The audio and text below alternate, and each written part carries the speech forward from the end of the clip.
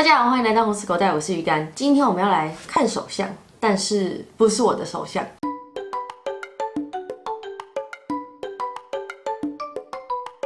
我现在讲话怎么好像其他的 YouTuber？ 我不应该这样讲话，又很像其他 YouTuber 了。为什么要拍手啊？在家里待太久，我真是各方面都怪怪的。但总之，台湾最近几天都没有确诊，就觉得喜极而泣耶。我在家里待了这么久，宅得这么舒服，也是有一份功劳的。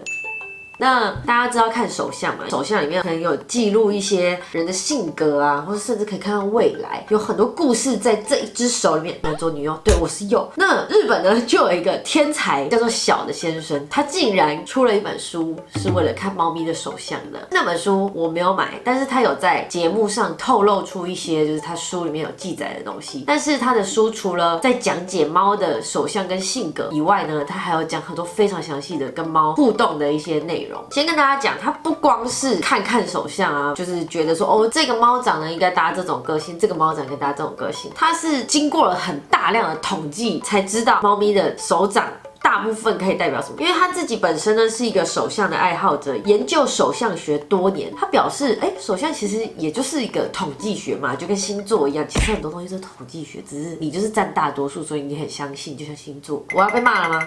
根据很多数字的累积呢，我们通常就会得出一个结论，哦，什么样的个性通常就会有什么样的手相。结果有一天呢，他就突然想说，全世界这么多人在看自己的手相，却从来没有人看过猫的手相。但是因为他也只能跟自己养猫的朋友去问啊，就想说，我可不可以看看你家猫的手相啊，看你家猫的手相？但是这都只是小众嘛。后来他就问到一个在做宠物医疗的一个朋友，他那里有一个庞大的资料库，他就可以看到各种喵星人的手啊，还有肉垫的厚度啊、颜色啊，他有很多很多的资料可以看。最后呢，他经过长时间的潜心研究，他终于分析完了几千只的手相。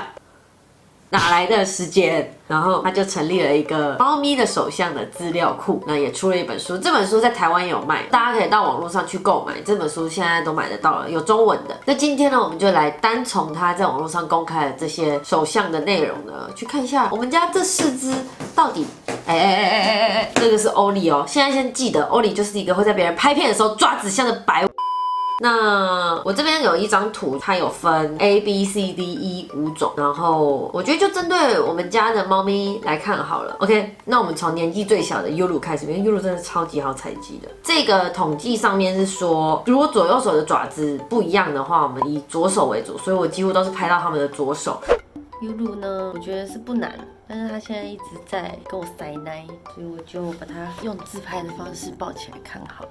那目前看到 Yulu 的手呢，应该是属于这个 C 的话，它是肉垫的顶端比较平坦，两边略有隆起。它基本上是喜欢安静的，不太搭理铲屎官，也不太搭理其他喵星人，喜欢独来独往，是优雅孤独的代表。虽然他们安静不惹事，有时候自己身体不舒服也不太表现出来。身为铲屎官，需要对他们的细微变化多加注意。C 型喵星人不喜欢陌生人到访，只是因为不喜欢自己住的地方被人弄乱。然而，因为个性沉稳 ，C 型喵星人是最适合拍照的喵星人，可以毫不费劲的摆出很多 pose。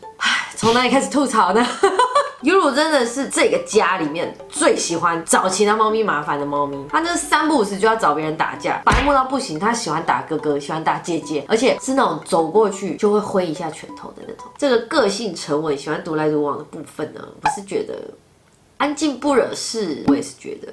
不喜欢陌生人到访这一点，我倒是有一点赞同，但是那是以前的事情了。自从我们搬到新的家里之后呢，有客人来，他几乎都会主动上去讨摸，或是讨拍屁股。所以，那我们继续看后面的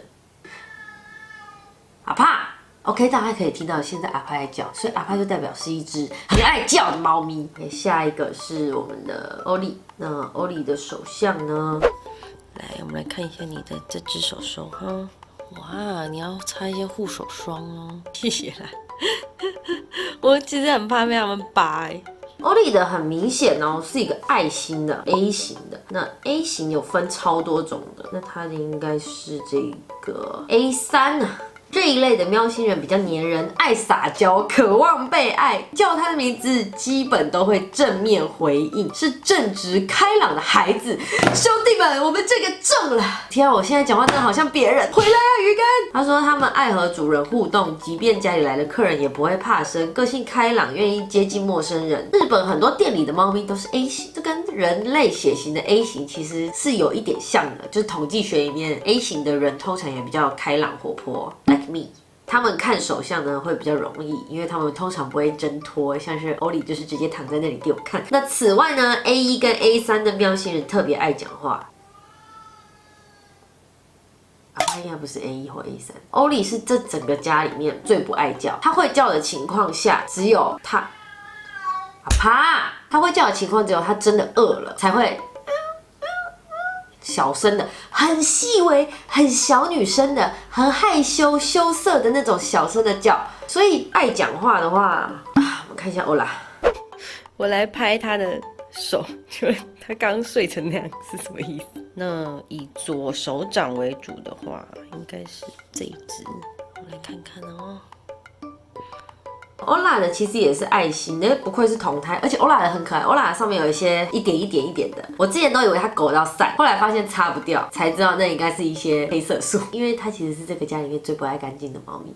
这个小爱心的话，我觉得它应该是接近也是 A3，A3 这样我还要再讲一次吗？应该是不用，但是他真的爱讲话，他是爱讲话到他半夜会对着一面墙讲话。我一个人住嘛，那对着墙壁叫呢，晚上是会让我有一点，你知道那个就是，但是他真的很爱讲话，也很爱吃。他上面有没有讲到他很爱吃啊？有 A 型喵星人基本都是吃货，经常会跟铲屎官卖萌要东西吃。他不用卖萌就很可爱了，而且我也常常给他东西吃。但是他绝对是所有人里面最胖的。欧啦，对不起。那相较他妹就不太爱吃。A 型的这个手应该是概括了这两只猫的个性，而不是单指他们其中一只猫。毕竟他们两个的手几乎长得一模一样啊。最后一个看阿帕的，我对阿帕的特别好奇，因为我在采集阿帕的手的时候，真的是很困难，我真的是神经手创，你知道吗？再来是我们家老大的，我有点怕，而且他的左手掌保护得很好，所以我想说，我们把镜头放下来，阿帕坐在这个方向，他刚打我，啪，调侃下来。跟他相处了这么久，我才发现我从来没有仔细观察过他的手心，完全想不到，我只知道是黑的。他一直在很良好的保护着另外一只手，一只手这样收在里面。我想看他的手掌，而且我刚刚去翻了一下我的 IG 跟我之前的照片，包含他之前要剃脚毛的那个时候，都看不太到他的手掌。阿帕，我们的感情这么浅薄吗？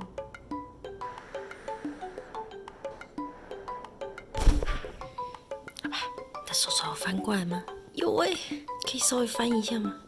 可以偷偷稍微的看到一些，这好像是我们极限嘞。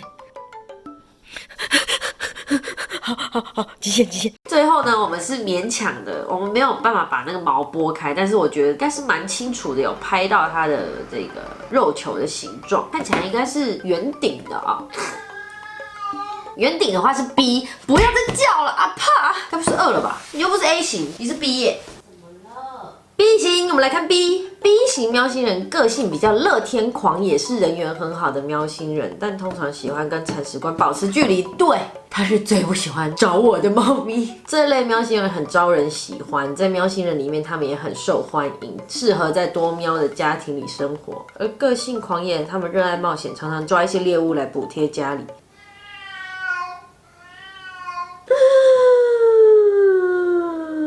怎么办？我今天拍这一集干嘛？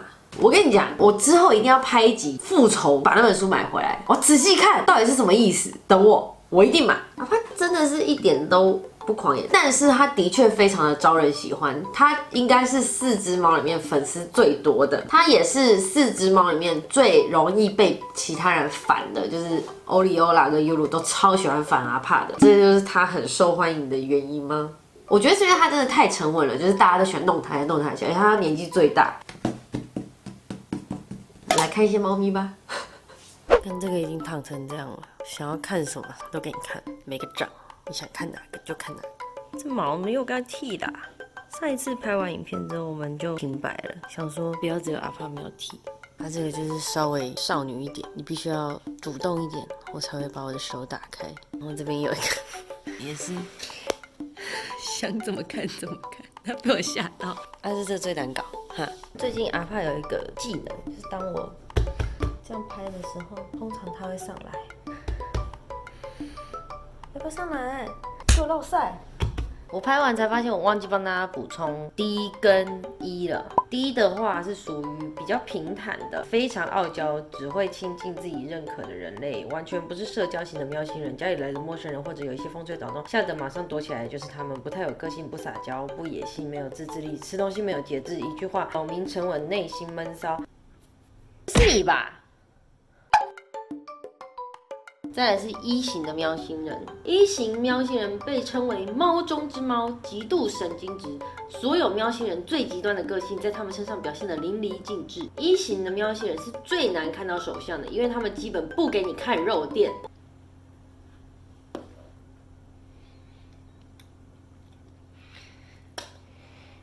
如果你喜欢我的影片，请记得按个喜欢，想继续看可以按订阅哦。那我们下次再见，等我一定要买那本书来看，大相径庭傻眼。